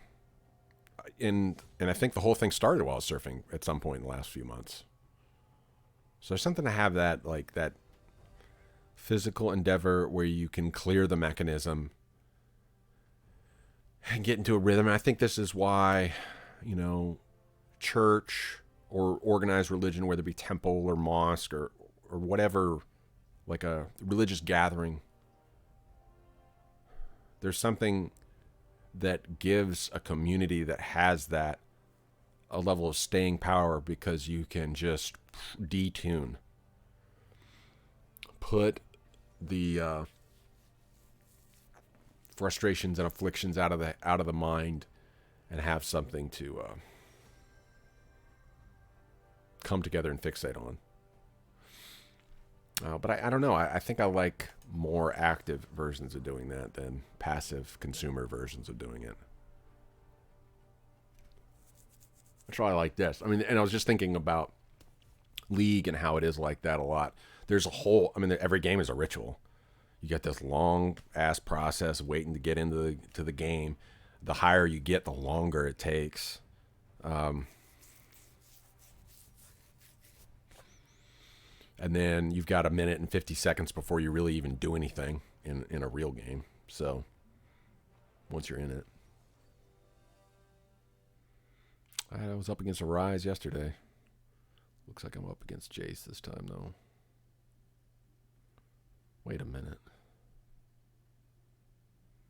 What? Huh. I don't know. Interesting.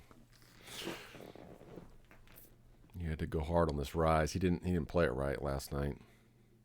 Gave me too much room to breathe, and I suffocated him. That's the thing I find at this ELO. Every game is a stomp, one way or another. I think it's because everyone's playing their three, basically everyone has one main. And so they're really good at that one thing. I think in order to get, there are one tricks, I guess, who make it up to Challenger, but I think they get, once they get enough name recognition, they get boosted by other people. Because you're so easy to counter at that point. You just get banned of any other champion.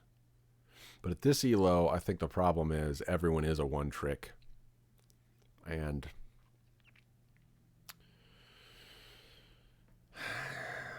they just if they don't get their champion and they don't have somebody that they're playing with, it's just a stomp. And so I've played against Teemos that I get like 100 more CS than them. And that shouldn't happen.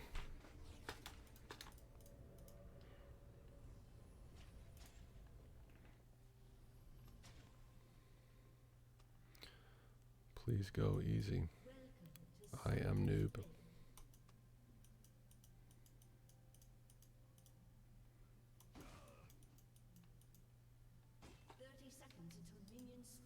Oh, why?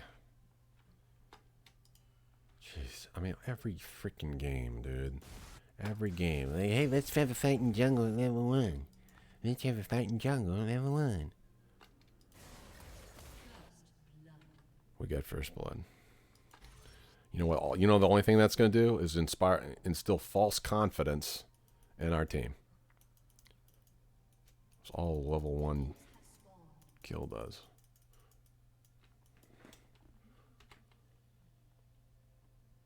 And who got it? Oh, Lysandra got it. That's not too bad then.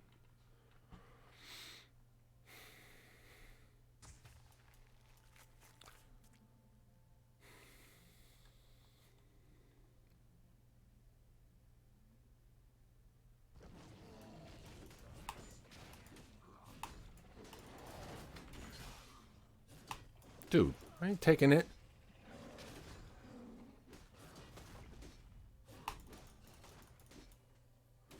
I am up against Jax. Yay.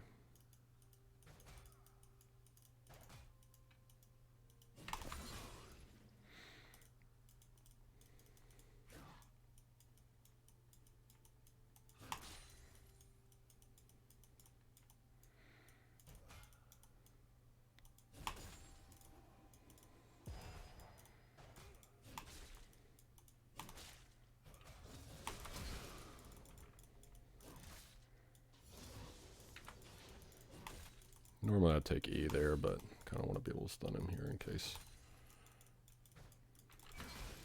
Yeah, I just want to bait that out. He's tanking the full minion wave.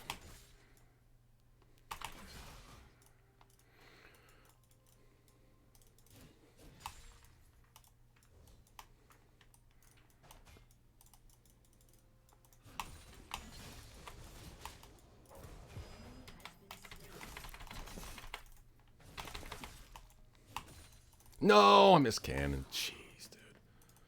Crap. Yeah, that's not how you want to play that out. Yeah, forget it.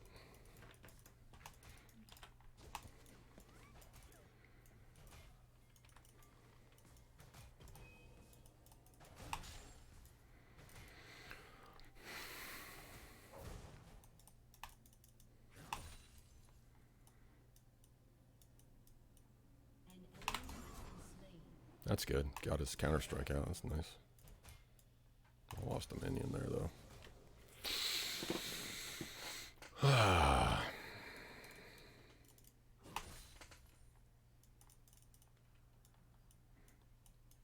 Right through the counter strike.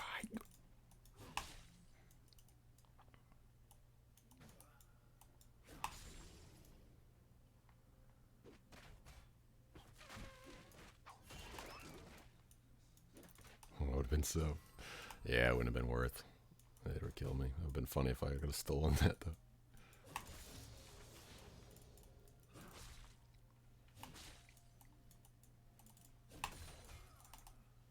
I missed one there.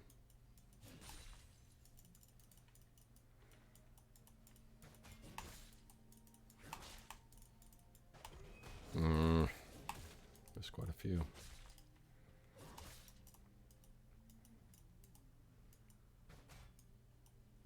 Yeah, I thought that would happen. Ah, nice jump. If I'd got him with the second E, I could all then.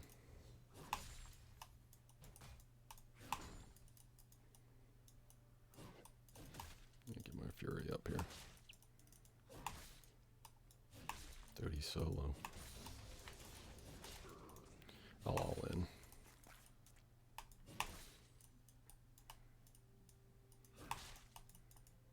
Yeah, he's dead. If he keeps playing like this, unless he's got a Moo nearby.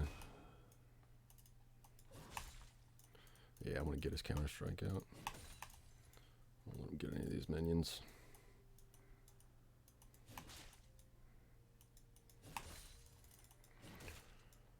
If I can bait his counter strike, he's dead. Well, and if Mooma's not here.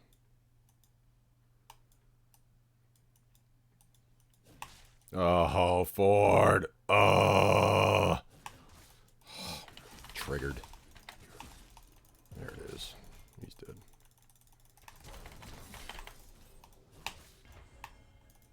Wait, he already got his ult? Oh, I miscalculated that. Suck. I played that so bad, dude.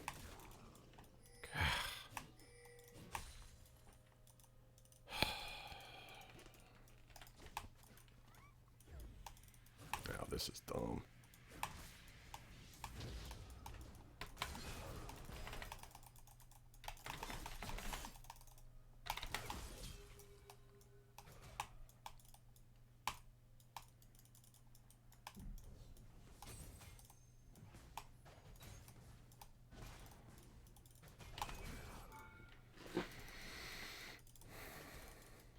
punish him though.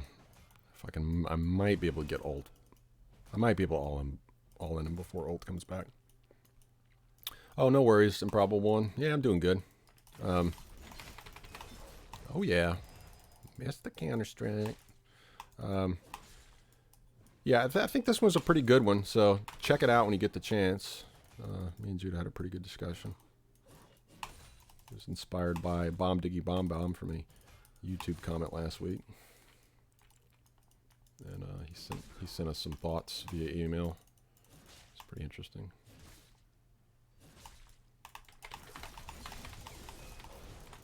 Oh shoot, that sucks, man. You got me with that.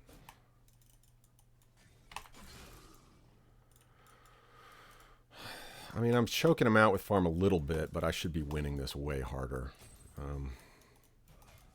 Just have not played it quite right.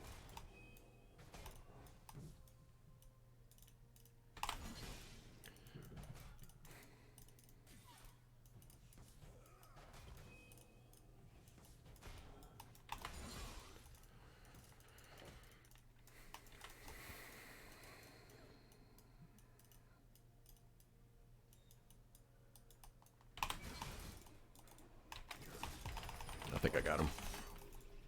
Yeah. Ah, dadgummit, man. Not enough damage. I probably should have backed and bought. Disappointing, man. I mean, he might be able to kill me here. But it's Renekton. I got to beat him. Like, I don't have any choice here.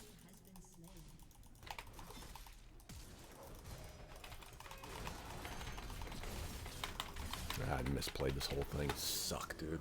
Shouldn't even pop ult. Should have TP'd back and ulted then. Dadgummit, man.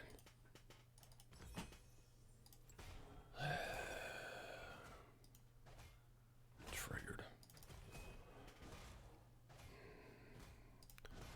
I'm gonna get raw damage here.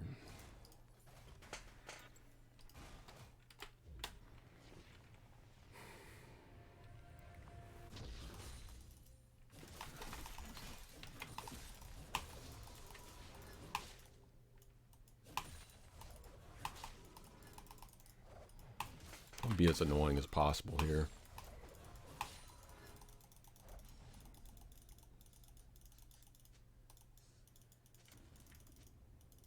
And waste as much of their time as possible. I'm gonna go punish Amumu after this too. What does he got? Yeah, I can kill him.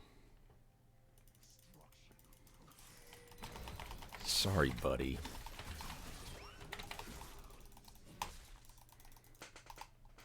Get out of here.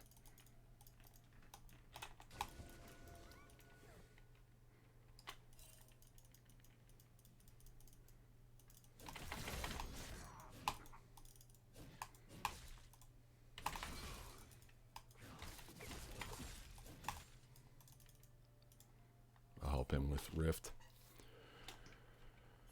Oh, yeah. Oh, he's hiding it. That's sweet. Good play, dude.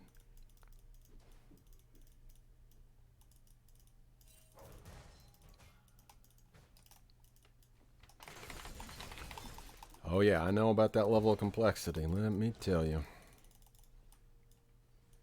Back off. Oh! I've sinned. So many times I've sinned.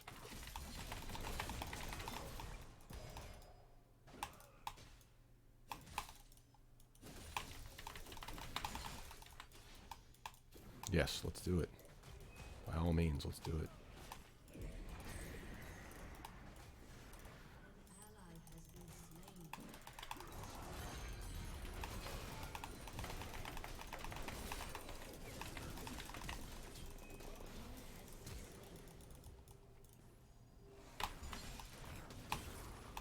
We get first turret off that too.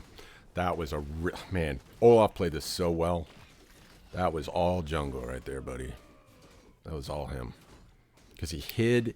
He did such a good job. He hid that he was taking Rift. They didn't know it. He warned me off of it, so they wouldn't know it. Oh, shit. Yeah. That's good. You're good. You're good. You're good. We're good. We're going to make it. Man, we almost got that. Attack coming.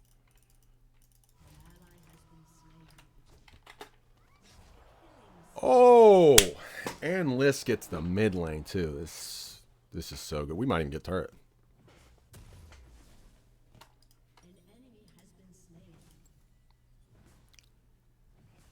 One more. We're not going to get turret. That's fine. Actually, that's actually even better. I think I am going to get Mercs just because of the inevitable encounters with Rise. I'm just going raw damage for now. It's not as useful for Jax, but I'm worried about tenacity. Literally one hit. This is great. How long did it take you to get ahead of the learning curve in League? I'm not ahead. But to where I am, it took 6 years. I can't believe I've been playing this game for 6 years, dude. Run while you still can, my friend. Oh, man. I got Indian dude involved in this. So what has he got? I don't know if this is a fight I can win or not. Well, if he gives me free damage like that, it is.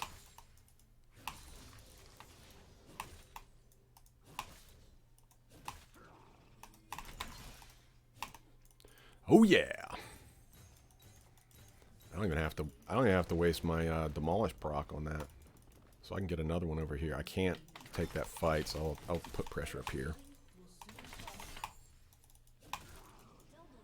Oh, man, this Lissandra's popping off. Uh-oh, that's not good.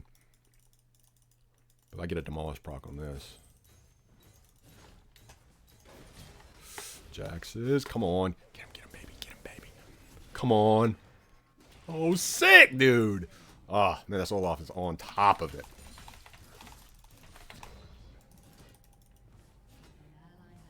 Do we get two turrets off of this? Come on. I got ult, too. If anybody comes for me. I'm going.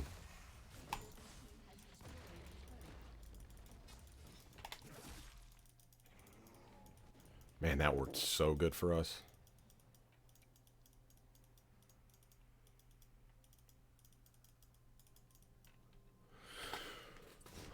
How did you keep going? Can't imagine putting up with it while having zero knowledge. I would say, I mean, what I'm doing now, even.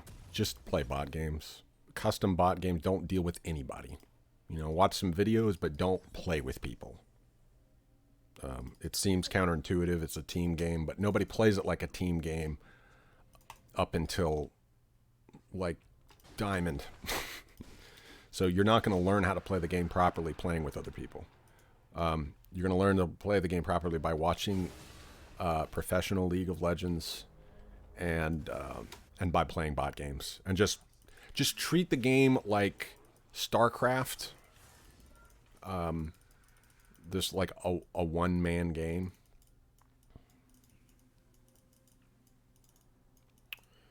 Just learning, and it really it's like 100 games in one because you get to learn all these different champions. Yeah, he's gonna rotate. I do have ult though. I should have gone top. That's stupid. I just wasted like 20 farm. Bad. That's the, yeah, you don't see again. Like watching me play right there, that was the wrong call.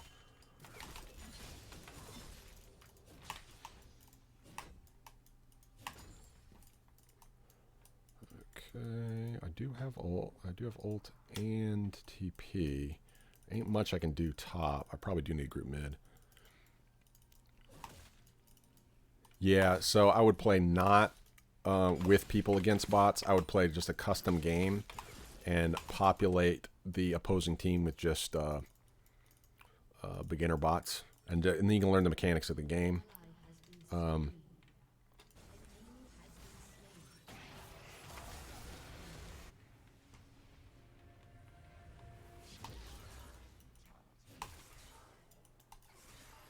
just going to escort her out.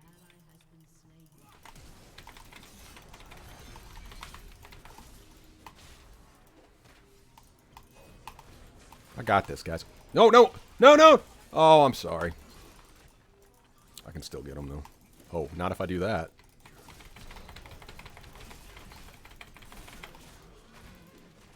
I'm not. I'm dead. Sorry.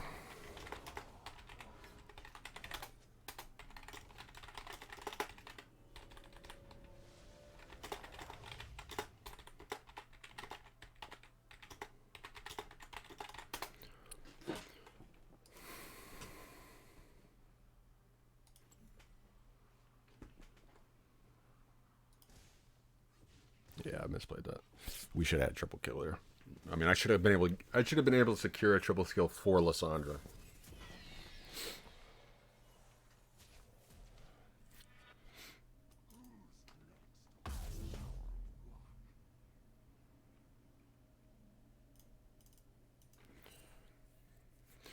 All right. Yeah, good seeing you in Proper One. Thanks, man, for stopping in.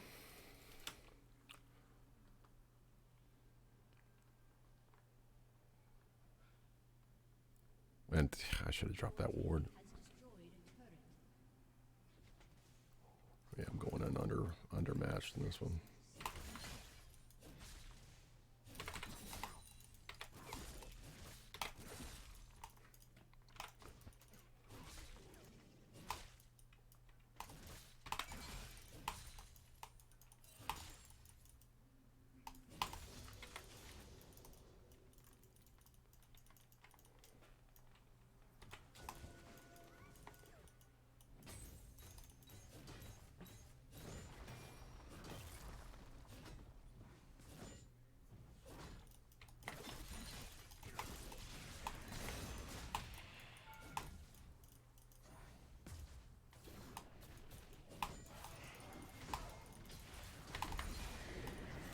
That's good.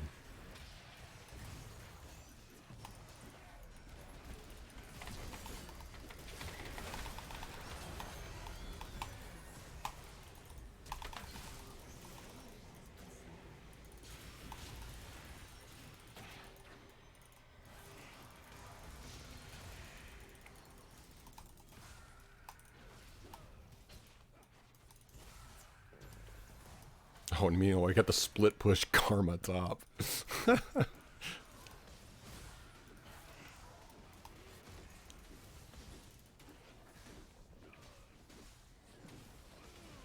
Just kind of babysit Olaf here.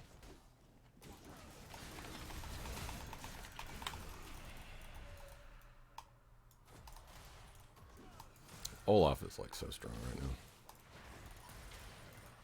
The Senna is getting a little bit. Yeah, there you go. There it is.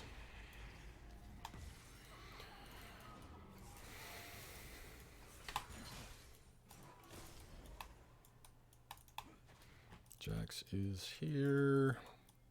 Yeah, I think that's a better call. I'm coming.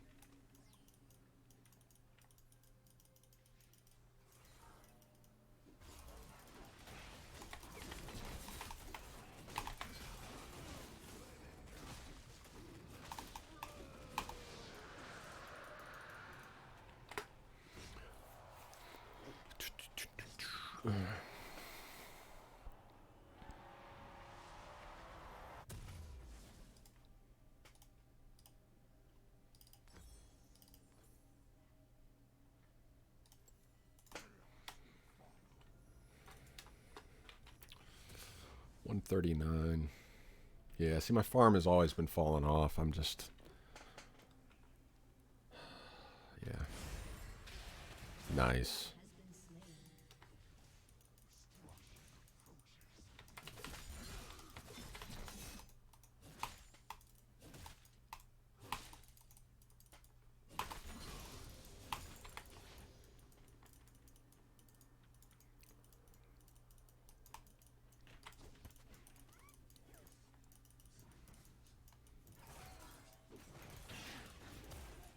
Yeah, I do want to be careful not to bait Lysandra again into her death. Like, end up giving a spot for a Mumu to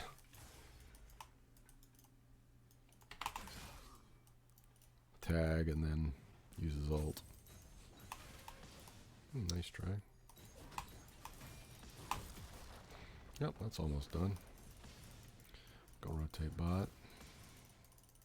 Yeah, I think we got this. What is she doing? What the hell? How did she die?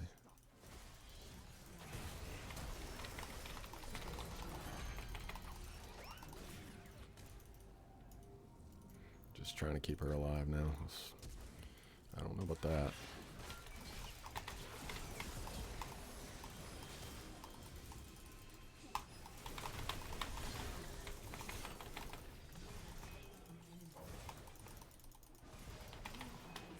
Yeah. No, he's doing fine. Just taking the turret. Oh, yeah, he's kind of wasting time. I don't know what he's doing there. Take the turret. Let's go. Come on. Got to get something off of this. That was not a good fight. I don't even know how they died before I got there, though. It was stupid. Oh, man. Don't do it. Don't do it. No, run away while you still can. What? Why are you TPing in, dude? Come on now. Why? You're a support Swain. Gah. Up against the Rise with 140 farm. Dude. Please. Alright, I'm going to go back top. See, this is my problem. I keep... like, my farm count is just totally dropped. I do really good farm early game, and then mid game I make map moves when I shouldn't be. But see, we got so far ahead with the tower situation.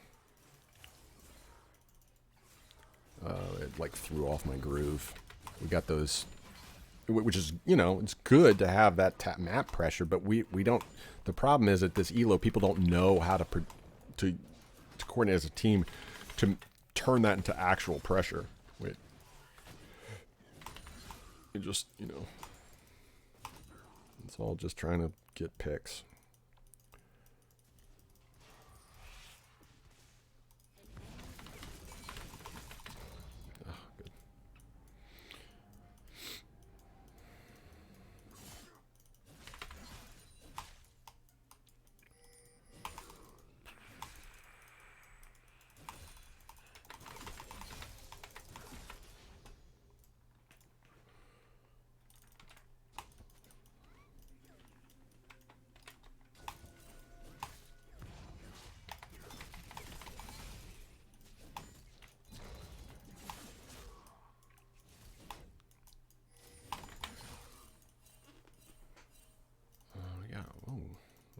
Yes.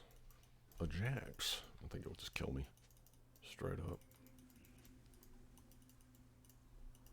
Oh, shut up. What are you talking about? Olaf's carrying this game.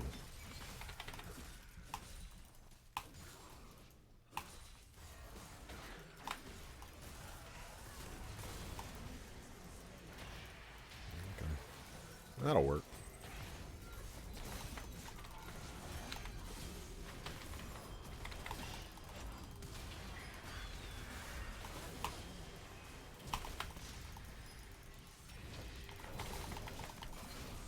Yeah, this game's over. Okay, maybe not. Well, I'm been abandoned behind enemy lines. Alright, I'm done. Guess I'll go up here. Olaf solo and dragon over here. Oh, no, but Lissandra's going to blame Olaf for that. But he's taking a useful objective. I'm not convinced that... Yeah, he got it. So Olaf vindicated there because he actually took a real objective we could take. Whereas we dove this turret without enough minions. Oh, okay, well she beats. Yeah, that's good. So now you have to ask yourself, who's the true carry of this game? Not the Drew carry, but the who carry? Who is the true carry of this game? Is it Olaf, is it Liz, or is it me? Yeah, I'm gonna let you have it. Oh, maybe I'm not. Okay, you can have it. I leashed it for you, buddy. Have it. Let's see. As far as objectives go, I don't know. I think Olaf is the actual carry of this game. Reason being, he took that... Sorry, buddy. He took that...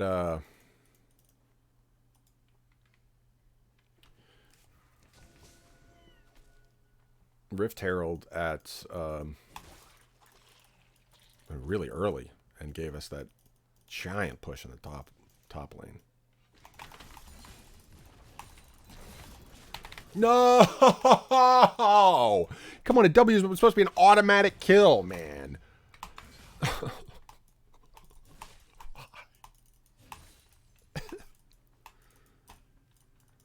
It's over now. No more luck, says Rise. I don't know what you mean by that. You got 3 bot. He's like, you took my...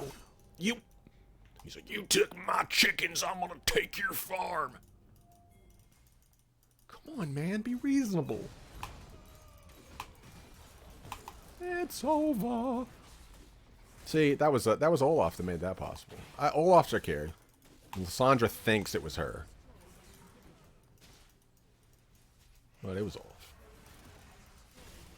Oh, we got mid, too? What? Wait, what? Where was I going? You see that? What was I walking? Was I walking in circles? I'm like, what am I clicking on? Boom shakalaka. I mean, mechanically, Lysandra was the carry. But map-wise, I think Olaf was the carry. And Lysandra gets negative points for saying, try playing better. Like, if you're going to talk shit, I mean, like, up your game. Try playing better. Smiley face. Hello, cool kids. Going with Olaf. He's the MVP. S+ on Lysandra. Come on, Riot Games. Oh, well, yeah. She did have way more kills. And her farm was only 3 under me. Riot thinks she was the carry. I think Olaf's the carry because that one move. Because he got that, the way that he got Rift early. He got it without them knowing, under their nose. Ligma Bowls. He gets points for that too. Ligma Bowls.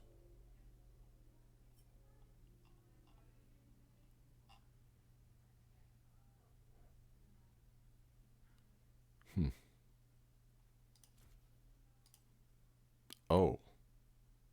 Well, when you look at this graph, it says a different story. Jeez. Okay, yeah, I stay corrected. Maybe your trash talk wasn't that bad.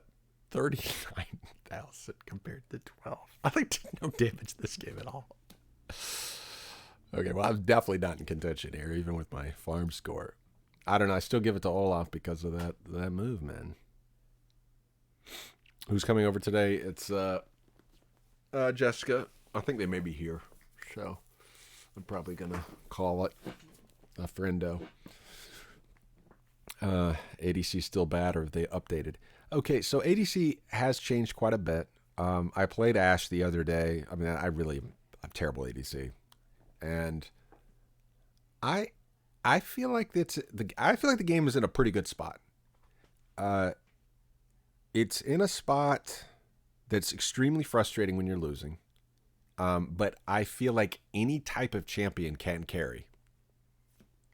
Like, yeah, you could have a support that can carry. You can have an ADC that can carry. You can have a jungler that can carry. You have a top lane, mid lane can carry. Any type of champion can carry. It's just, you really just have to know how to draft better and to counterpick. And, you know, you can get away with some cheeky things, especially up to about Diamond, from what I've seen.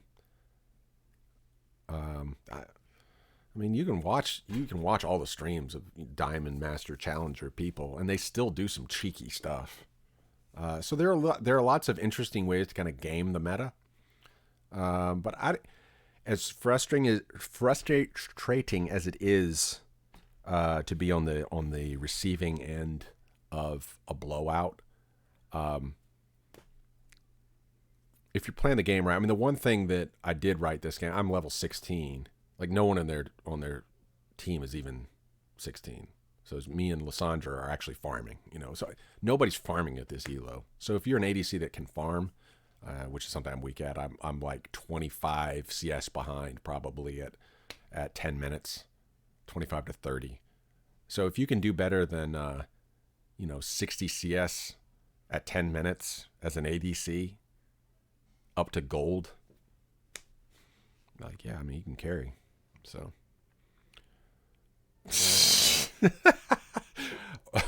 oh, trust me, I know what being on the receiving end of a blowout is like.